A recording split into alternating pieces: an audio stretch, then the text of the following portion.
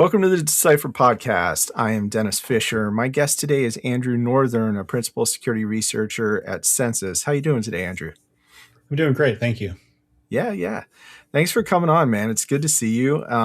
We haven't met in person. It's always fun to have on folks who I don't actually know that well.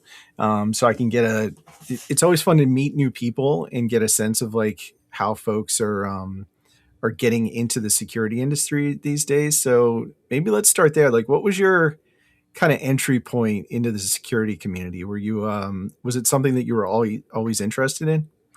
Yeah, so there's actually two ways that I usually answer this question. So basically the short version is that I was a bad kid on the internet for a really long time, uh, I and love it. so what that means is I've always had an interest in computers and in gaming and building my own computers, and then that quickly devolved into learning to write scripts for chat rooms and learning to edit configuration files for online games and various other things of that nature.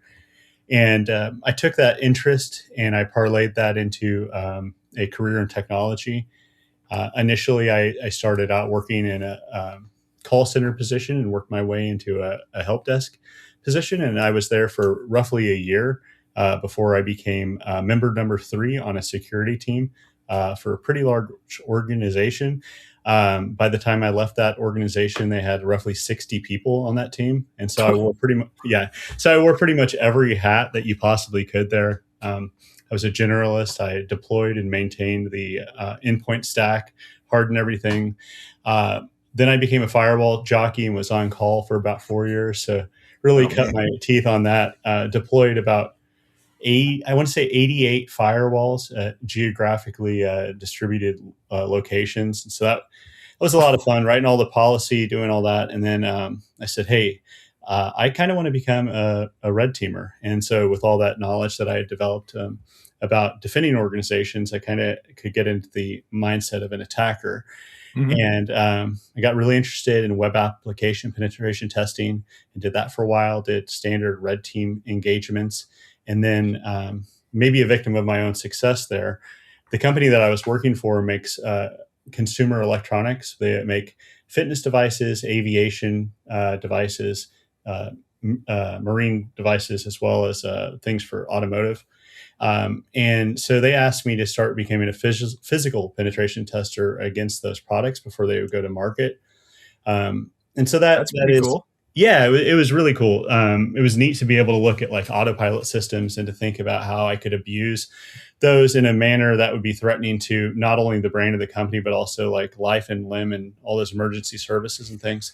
So Hmm. I did that for quite a while and had a great time doing it. But then I said, hey, I think it's time that I come back to the good side, so to speak. And now that I was kind of thinking about how an attacker might function and what they might go through, having done all those exercises, I got into digital forensics and incident response and was a responder there. And because the program is still developing, I just kind of naturally fell into almost a CERT role where I was ingesting finished intelligence and helping to write reports internally. And from there, I moved on to Proofpoint, and I was a researcher at Proofpoint for 4 years, Yeah. where I was doing strictly e-crime related tracking. So I would track like what I consider to be some of the apex predators of the e-crime landscape, extremely large volume. And now I'm at Censys, and I'm doing something similar over there. I'm a principal there, and I'm still very interested in tracking the large scale crime as well as some of the nation enabled actors as well. That's a pretty cool trajectory. Easy for me to say.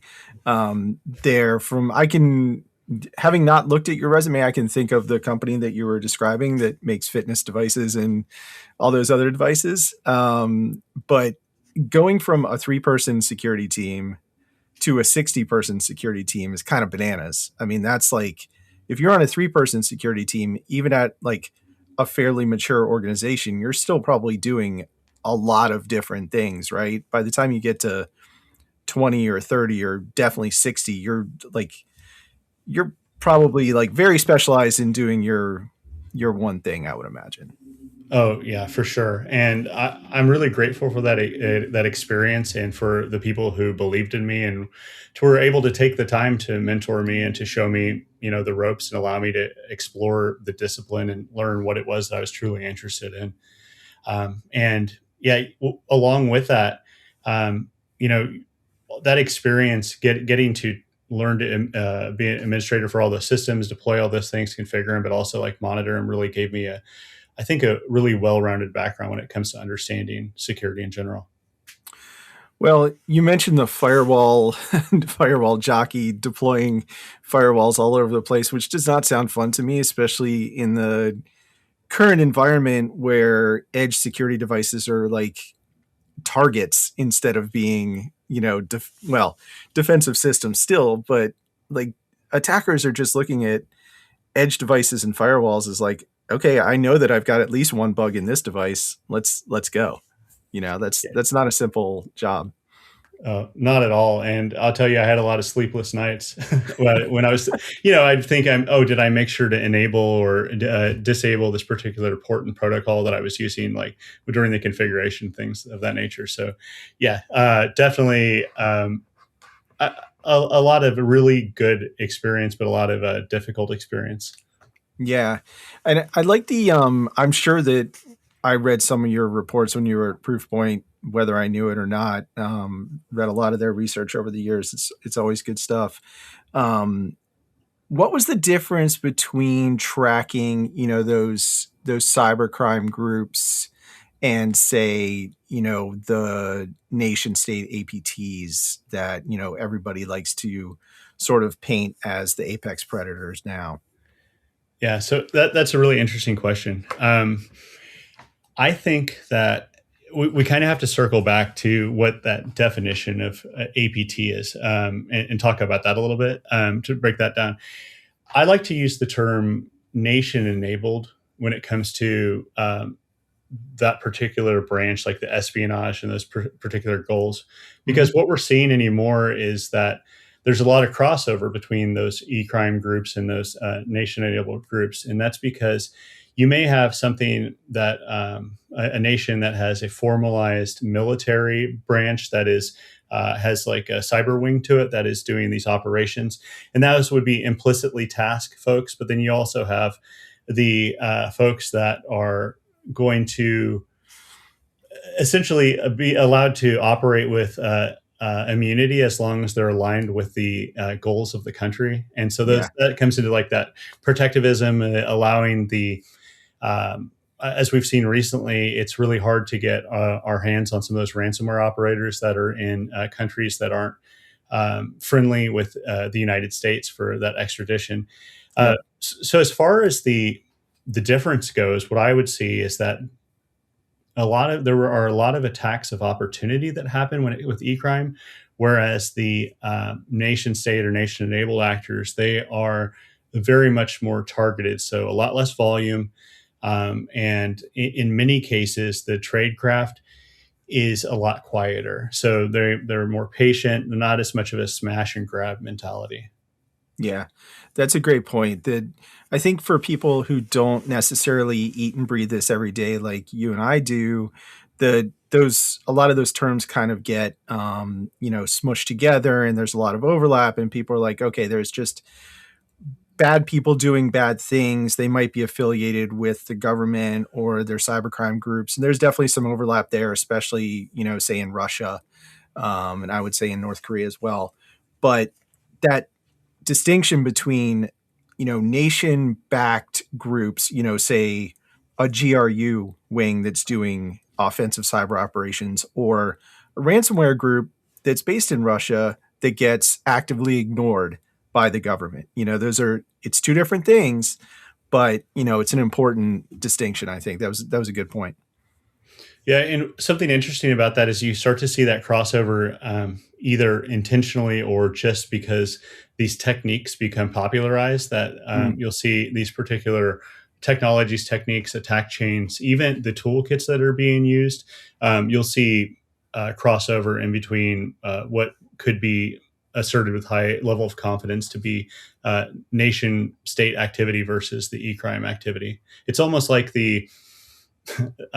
the hand of capitalism, so to speak, that like drives that innovation for those e-crime threat actors, drives that development and the development cycle very quickly, and we start to see a lot of innovation there, and then some of that will get adopted by the nation state actors as well. Yeah, that's an excellent point too. I mean, when there's money to be made or stolen or whatever the case may be, people are going to innovate. They're going to find ways to go and get that with new tools, new tactics, whatever it is. And if those prove to be successful, other people are going to adopt them. I mean, look, just ransomware broadly went from like a very niche, like consumer targeted problem, like 6, 7, 8 years ago to like the biggest problem in the world for enterprises, like almost overnight, within about less than a year. It just became this massive, massive problem once a bunch of different cybercrime groups and even some APTs discovered like, oh, hey, this is a great way to steal a bunch of money and maybe fund our military programs in some cases, It, Yeah, absolutely. And the same like is true when it like comes between the various different e-crime groups. Like there was a group that I tracked really heavily called TA 569 is what they're tracked as by Proofpoint. But generally speaking, those are the folks that pioneered the fake updates. So those are going to be originally the fake Adobe updates. I'm kind of showing my age there now. And then we had the fake Chrome updates and Firefox and everything of that nature. And that eventually evolved into what we now call like the fake CAPTCHAs and the click fix attacks and all of those other techniques that have been popularized. But what I've seen along with that, and this is some of the reporting that I've written recently, is that we're seeing a diverse group of actors all copy those same techniques. And so it's even more difficult to distinguish between them simply based upon the tradecraft. Yeah, you see that a lot in the threat intel reports, and rightly so, with people saying, listen, this activity is consistent with what we've seen from, threat actor, whatever it happens to be, but it also overlaps with stuff we've seen from this other group that might be aligned with them, but it's hard to tell because it's China and everybody's kind of mixed up. And, you're seeing a lot less, I think, like ultra confidence in like, we know exactly who this is doing this one thing. It's more like it's a China Nexus actor that's using the same kind of tools that we've seen in these other campaigns. And so it's probably them, but I don't know. It might be somebody else too. There's a lot of overlap everywhere. I like to think about the crime landscape specifically more like a pickup basketball. Because there's like a lot of folks who have skills and they may not have gotten the result that they wanted with their previous team, so to speak. And there's a lot of trading that goes on, and that makes the attribution particularly difficult. That's absolutely true. One of the things that I'm always interested in when I talk to people that have done the kind of work you've done is how much. And I've asked this of people on the defender side that have been targeted by these groups, how much they really care about the attribution piece of it as a defender. Like, how much do you necessarily care who's coming after you and why they're coming after you, as opposed to how did they come after me? Like, they were getting in through this bug, or they use this identity based attack, or they hit our help desk provider and got in. I'm sure it's a sliding scale depending on the organization, but what's your experience there? So I think that there's like a duality to that answer, where if you're a really mature organization, you can start to think about doing that attribution to people or a group that requires a capability of human intelligence or HUMINT, whereas most cybersecurity organization shops don't have those capabilities. They're not tracking individuals across the globe. And so it's more of the discipline of like SIGINT or signals intelligence, where we're have a collection plan and we've decided what it is that we're going to collect, and we're going to distill that information and make judgments based off of that. So I'm of the school where I like to do attribution based upon activity clusters. more so like what's the old adage in information security? They say you want your servers to be like farm animals, not like pets, right? You know, because if you give it a name, then you become biased and tied to it. So I You get like to just attached to it. Yeah. yeah, just like to give these clusters numbers, so that way I can say I don't create that intelligence debt where every time that I come up against something that looks similar, I don't have to like hold it up and say, does this fit into this bucket or this bucket? And then when I have 100 buckets, I'm spending all day like just making sure that doesn't fit into that. Yeah. Whereas I can have like a cyclical sense of going back after a while and say, hey, maybe this bucket is kind of like this bucket, even though I've just been kind of putting stuff out there. I can merge these clusters, and now a narrative starts to emerge. And to get to your question here, um, I think that there is value in understanding who is coming after you because they have different motivations. For Yeah. example, that'll inform your defensive posture on what type of um, exactly what your exposure is, what your attack surface is, and also based upon their capabilities or published capabilities, and then also what exactly it is that you need to guard yourself against, whether that's trying to keep your network from getting locked by protecting the domain administrator or your AWS cloud accounts or various different things. That's a much different ball game than just trying to stop the exfiltration of a trace amount of data for like espionage and things of that nature. So there is value to it there, but I do think that a lot of folks, by folks I mean organizations, get a little too caught up on it, where they should be more, to your point, focused on like what are the techniques, what are the technologies, can we detect it, can we respond to it, can we stop it. Yeah. I mean, a lot of that does come back to, just the basics of information security. Like, if you're doing most of the things right most of the time, you'll be okay most of the time. Like, stuff is going to get through.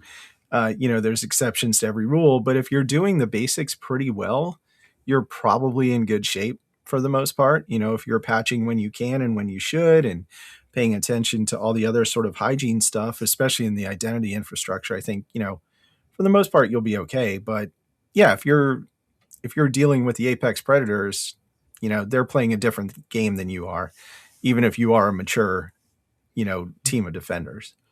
Yeah, I think that like there's a lot of things that can be said about that. Like, what's the saying that you don't have to be faster than the bear, you have to be faster than the slowest person. Hmm. But at the same time, you have to remember the human nature of the defenders. If that motivation is high enough, they will stick around. But the situation is that there are a lot less secure companies or organizations out there that a minimum level of effort and frustration may be enough to cause an attacker or an operator to move on to a different target. Yeah. You mentioned at the beginning that you had had the opportunity to have some mentors that sort of helped you along in your career. Tell me a little bit about that and how much of a difference that made in, not just the success of your career, but maybe the paths that you took during your career so far. Yeah, I definitely wouldn't be where I am today without the mentorship that I've received, both formal and just the friendships that I've made, and Hmm. more importantly, people who just saw my drive and motivation and wanted to take a chance on me. Again, being the third person on that brand new security team with very little experience other than drive and motivation, that was a big risk that they took. But fortunately, they were there to answer all the stupid questions for me every day, and I'll tell you, I still have them every day. A lot of stupid questions, but We all do. that's yeah, that's just one of those things. Like to have someone that's willing to um, give you the room to make mistakes, but also be there to help you to learn from them. That's incredibly valuable as well. And I've just had some really strong mentors in that regard. Besides the first gentleman who was the first manager I had there on that security team, he was fantastic.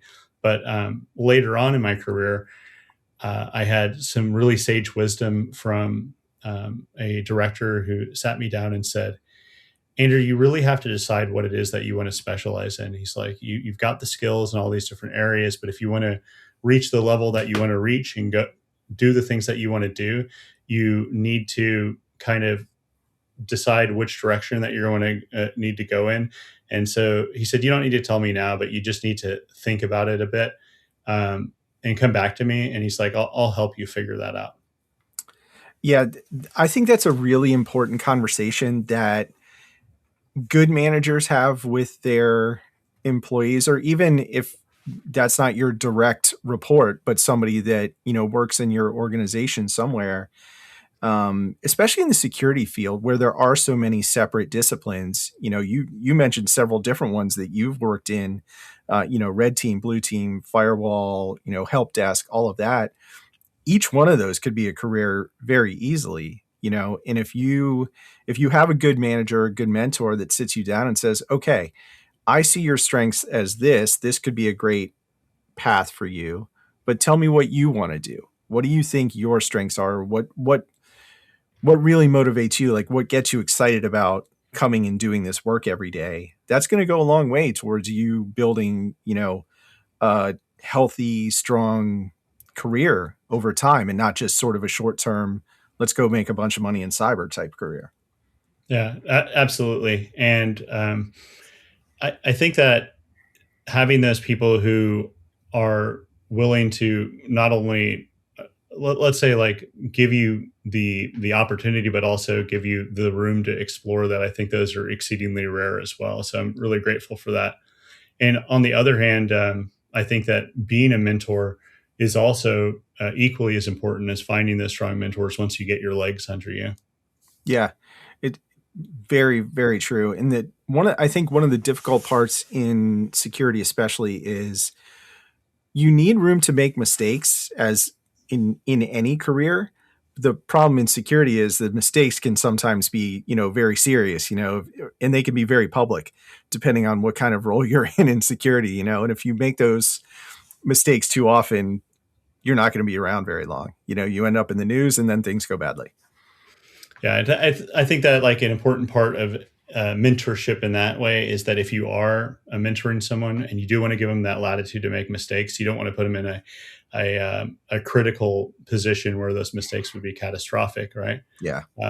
Yeah, maybe something like, hey, why don't you go and try to configure this in the lab by yourself first? Yeah. Yeah. Before we detonate the network with Right. with this problem. Yeah. I've seen over the years that there's kind of sometimes a friction or a push and pull in that sort of mentor relationship where some people really enjoy passing on their skills and their knowledge and their sort of like, that they've obtained over the years to a younger generation. But some people guard that very jealously, especially I've found in this community for whatever reason. It's sort of like arcane. I had to work really hard to figure this stuff out, so you should have to work really hard to do it too. Have you seen that in your own career? Absolutely. This is a kind of a funny story that I tell about what the opposite of being a good mentor is. When I was young in my career, there was someone that I was assigned to that was supposed to give me a hand with things when I was trying to figure things out. And he said to me one day, quote, "What, Andrew, what is it that you don't know how to do now?" Was it quote one day. And so all I could do was laugh at that. And I just said, I'm never going to be like that. And I think that that also made me think, like, was that a deeper, like philosophical question? What is it that I don't know how to do now? A lot, honestly. Lots of shit. Yeah, exactly. What are you talking about? Yeah. And along with that, I just wanted to add that I got involved probably because of that, honestly, like having such a bad experience with that person. I actually got involved with a really great program called Cyber Patriots. Are you familiar with it? I've heard of them. Yeah. Yeah. So the United States Air Force has this program where they hold these competitions for middle school and high school kids where they compete to secure networks. And I was a mentor for probably a dozen or so teams over the course of 5 years. And I had some really great students starting in sixth grade, seventh grade, and then all the way through high school. And some of those kids I'm still in contact with occasionally, who've gotten into the career. They actually work at a place that I used to work at. It was really cool to see that kind of coming up like that. Um, That's very cool. Yeah. yeah. So sorry, to your point about people guarding all of their secrets, so to speak. I just, if you become the dragon and you're laying on your pile of gold, you know, it's kind of easy to lay there, right? Yeah. Um, Yeah. but what I say to that is that if you had a second version of yourself, if you were able to clone yourself and go to work with two of you, would there be enough stuff for both of you to do? The answer is likely yes. That there are things that you'd rather do that you didn't have to do. And I look at mentoring that way, not because I'm lazy and I don't want to do something, but rather that I'd rather be able to work on these other things, or to have somebody to work with, or to have a peer, or even the opportunity to make sure I really know what I'm talking about because I have to explain it to somebody. And then the other piece of that is the benefit of young blood coming into this industry that might be enthusiastic about technologies that I just haven't had the energy to keep up on anymore. I Yeah. mean, I learned stuff from them as well. Yeah. Yeah. No, that's a great way of putting it. I like that cloning analogy, because I was going to say, I was thinking as you were talking, like, there's always going to be enough security problems and not enough people to solve them. Like, we've got more than enough work for everyone that wants to get into security. We always hear about how many open cybersecurity roles there are. And yeah, those might be junior SOC analyst roles or whatever the case may be, but there's plenty of bad things going on. We need people trying to solve those problems. And, we don't have too many security pros. That's for sure. Oh, that's absolutely correct. And I'll tell you that the criminals are like weeds. There's no shortage of them. Yeah. And then if you flip over to the other side of the coin, we were talking about the nation state actors. I would have to look this up again to make sure that these numbers are accurate. But I know that there are buildings in China that have thousands of operators in them Mhm. that are dedicated to carrying out these operations, these missions, which, depending on if you're on this side, if you're the one receiving on the receiving end of those missions, you would call those them attackers, right? And Right. there's always room for more defenders when it comes to that scale. Yeah. And the thing that you mentioned about, things that you just haven't had the time or energy to keep up with, technology is constantly accelerating and new stuff is coming in all the time. We were talking about AI before we started recording. I can remember early in my career, there were folks that had come up in the, early 80s and 90s that were, absolute wizards with Unix and then later Linux systems. And then when Windows, became popular, they were like, I don't have time for that shit. I got all this, I'm not going to mess with that. I'm not going to learn that. And, a few years later, they're like, damn. I kind of wish I'd learned Windows. It's just like, that's an extreme example, but those folks definitely existed. And there's always going to be somebody younger than you coming along. So you might as well help them. Like, this is all a collective thing we're trying to do here. It's not a zero sum game. Like, if you're doing well, that doesn't mean someone else is doing poorly.